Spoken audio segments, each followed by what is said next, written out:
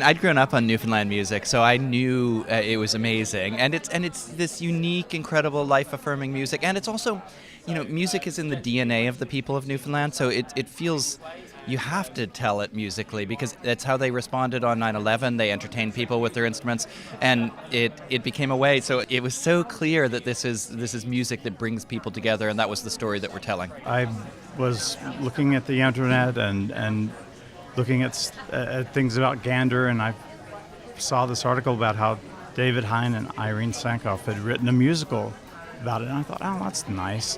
There were two characters. There was a couple named Colin 1 and Colin 2 at that time, and I thought, oh, that's interesting. And a little bit lower, I started seeing things that I had said, and I thought, oh, holy moly, this is about me, I think.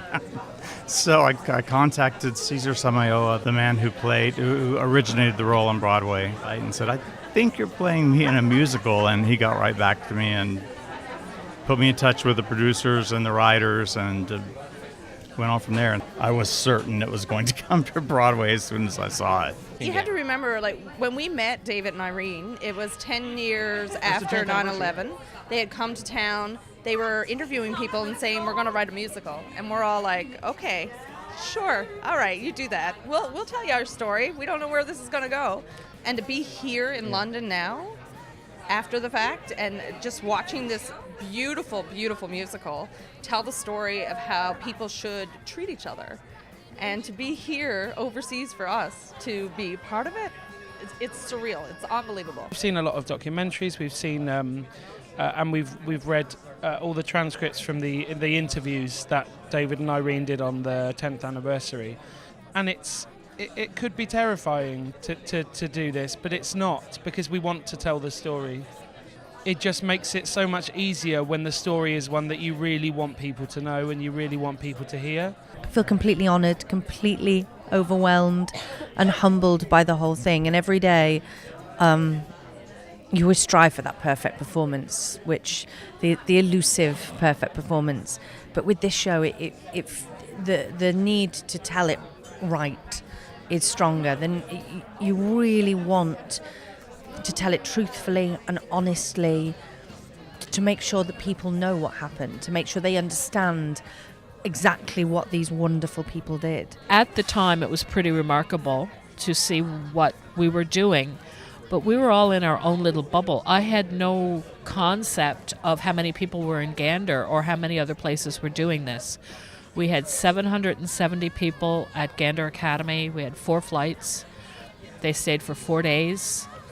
And it just, you went on adrenaline. And I've been asked 100 times, did I panic? What was going through my mind?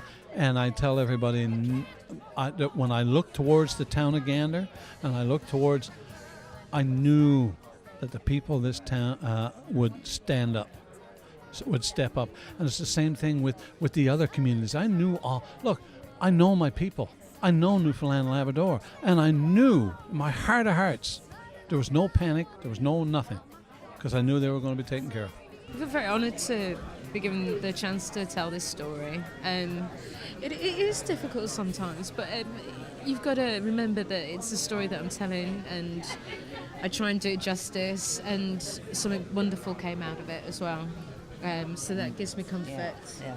I've enjoyed every show I've seen. There's 5 casts, and I've seen 4 of them.